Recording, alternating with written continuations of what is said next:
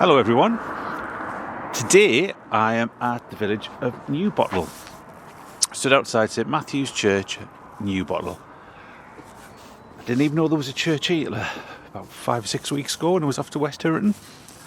I don't know anything about this place apart from the fact that there was a chapel here in 1850, and then I think it was 1885, 86 they built this building to replace it. First thoughts are, it's well kept. It's quite large. I wasn't expecting this. I was expecting like a little village churchyard. It's a lovely December day.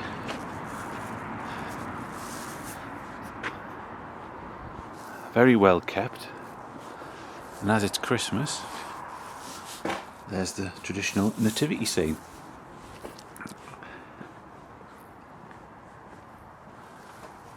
I'm assuming that is the vicarage. It's a fine building, it's huge. There's a message. Someone you may never meet cares more than you will ever know. God, it's all on this side. It goes all the way back. And then we've got it on this side as well. So I'm going to go... I'll go start here and I'll walk around so you can get some good views across over towards like Harrington and Philadelphia.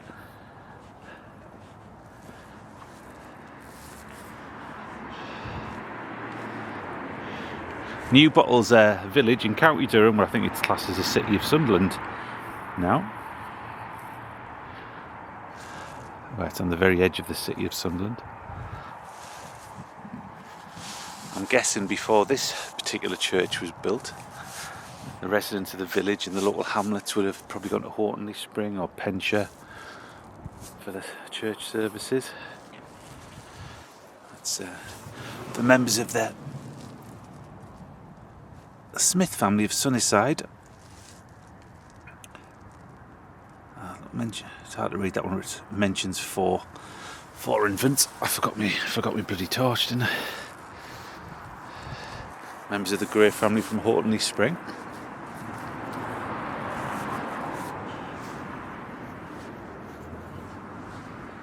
Probably find a few mining fatalities in here.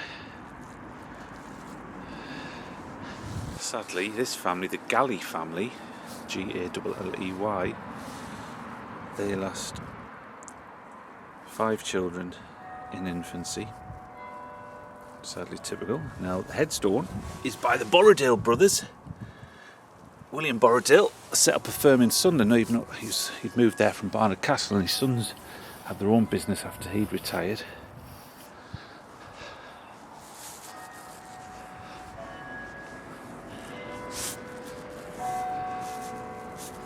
Church bells ringing.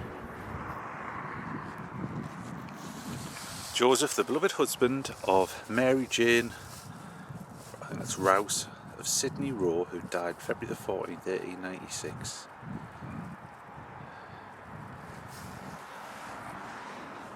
That's a grand one. That's in loving memory of Henry Morell, who died through an accident at the Dorothea Pit, Philadelphia.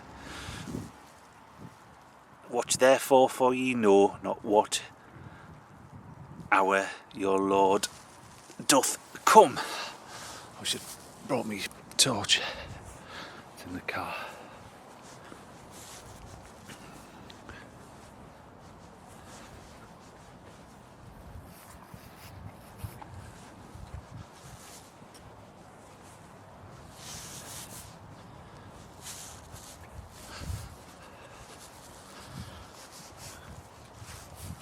One which is sadly collapsed, quite a thick column, that one.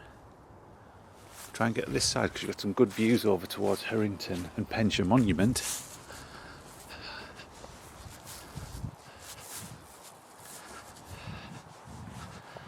Notice when I've looked around, lots of the surnames are sort of standard, like Anderson,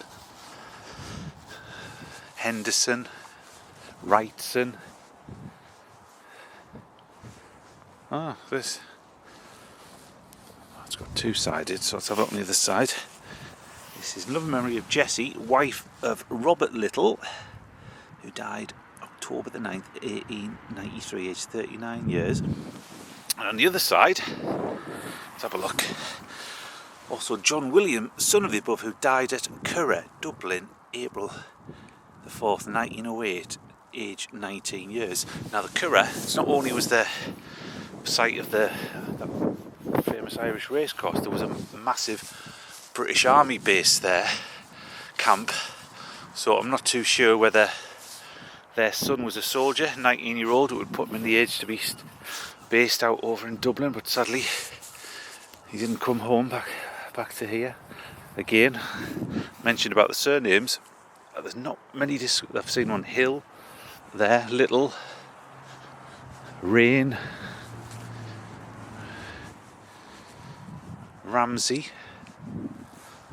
That's a surname. Look.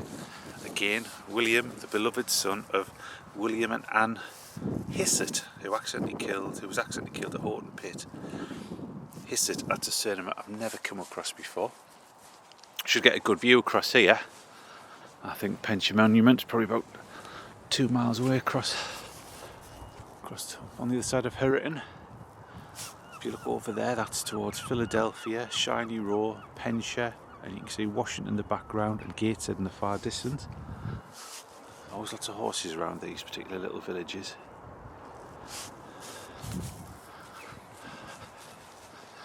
Looks quite from this angle, it is quite a large church. And there, I've never been inside it, never been in until today, just never been in the grounds. There's quite loads of coal pits around here. Horton, I think there's one in Philadelphia known as Dorothea.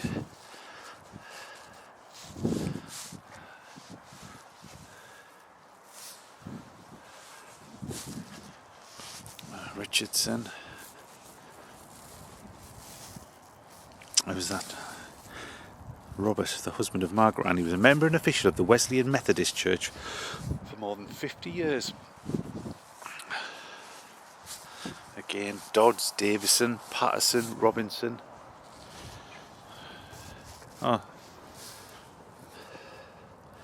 James Dodds, who died June the 6th, 1902, aged 68 years, and for upwards of 40 years was village blacksmith in this place. Also their eldest daughter, Catherine Stokoe. Takes you back, doesn't it? Village blacksmith. Different world. I wonder what they'd think if they came back to the village today. That's members of the Oliver family. A fine urn. In love and remembrance of Joseph Turnbull, engineer of Lumley and Harriton Collieries, who died October the 1st, 1891, aged 61 years. Big coal mining influence around here. See if we can get views up here.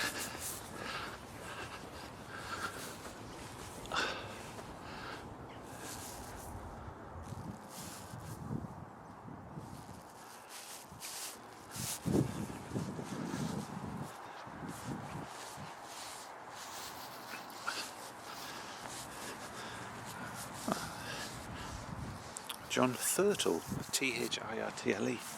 Never come across that before. Some names, even though I've looked at thousands of burial records, census details, and some surnames you've still never seen before.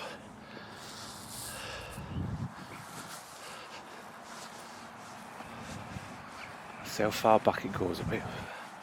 Bloody hell. All the way up there.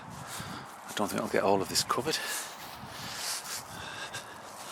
Braid Brook, Crab,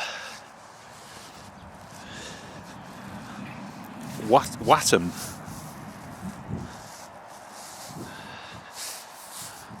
there's another one. Memory of Peter Tate, manager of the Philadelphia and Harrington Collieries. That was erected by the workmen and officials and a few intimate friends in expression of the respect and esteem in which he was held by them, so they would have paid for that. Low Haining Farms mentioned on that. See, there's all that side there. Look up here because some of that couple look older over here. I want to go all the way back. See if we can get a picture of that.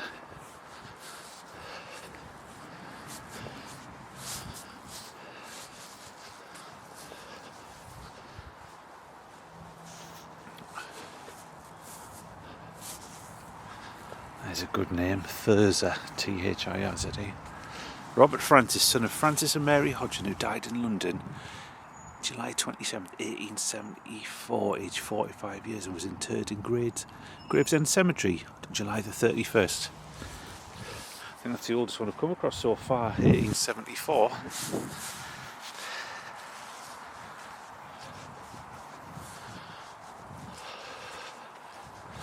I don't think this is still in use now. Can't see any modern ones. There's a view of the church from the southern side.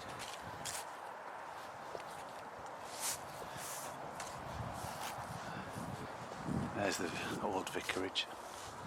I'm assuming it is. It's right next door to it, and it looks a fine building, suitable for the local parish vicar.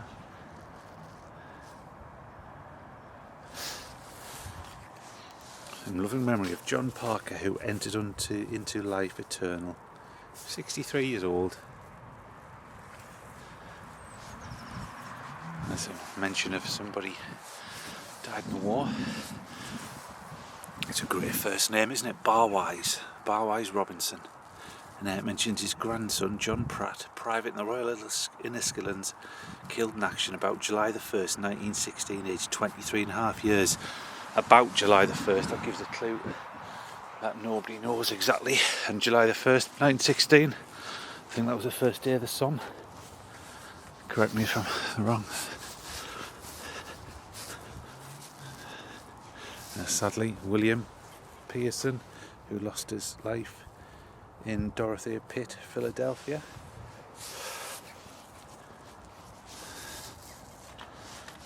Winship. I've got a feeling that the pits over at Philadelphia, they were named after females. So I think so. In loving memory of Ralph Heslop, beloved husband of Mary and husband of the Jolly Potters Inn, Newbottle. I don't know Newbottle that well actually, so I don't know if that public house is still there. Might be.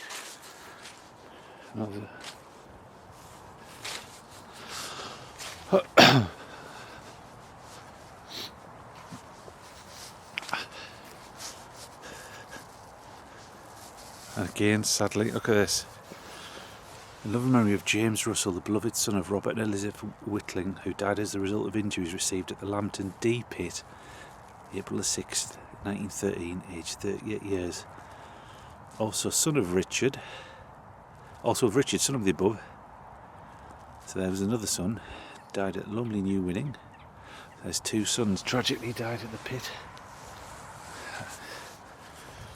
Loving memory of James, husband of Elizabeth Wilcox, who was accidentally killed at the Margaret Pit. So that ties in with what I said about the named after females. So I've only looked at a handful, haven't I? And I don't think I've ever seen as many mining ones in such a short space of time. It's a great surname. Bach, as in the composer, B-A-C-H.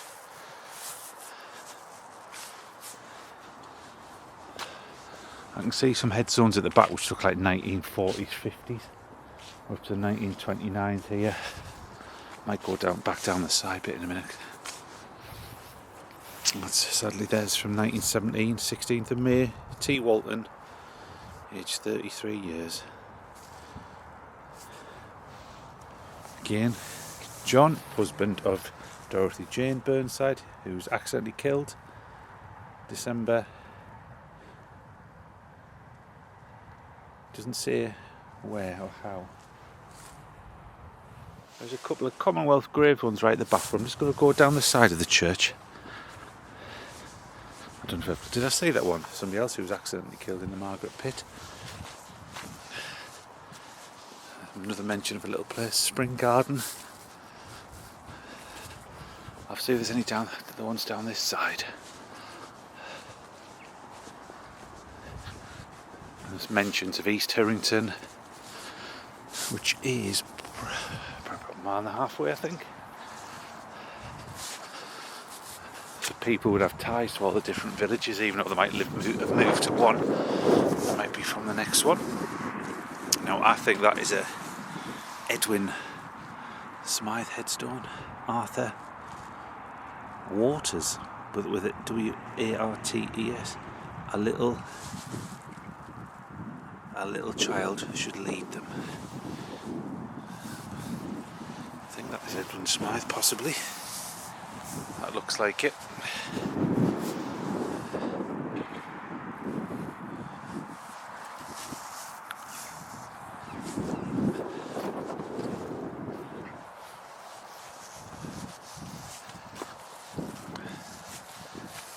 Newbottle.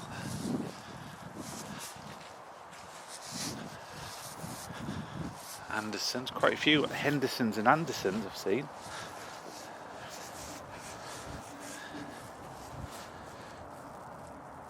I've mentioned somebody, James Robinson, of Middle, I think that's Haining.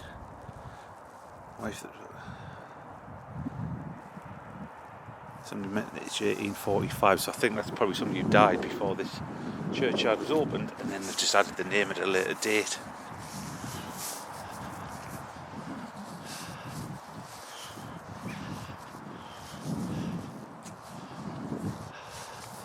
I haven't seen many epitaphs.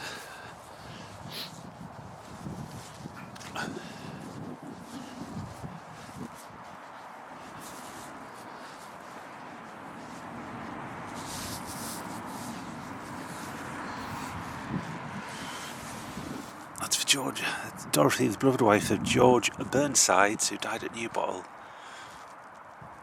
Thus saith the Lord, set thine house in order, for thou shalt die and not live. Very to the point, isn't it? Oh, this is a fine one over here.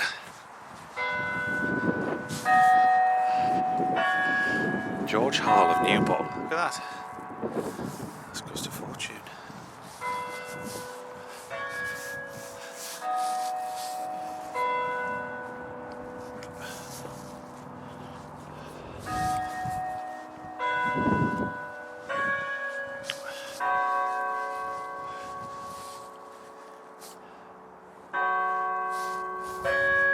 Members of the Warren family, blessed are the dead which die in the Lord.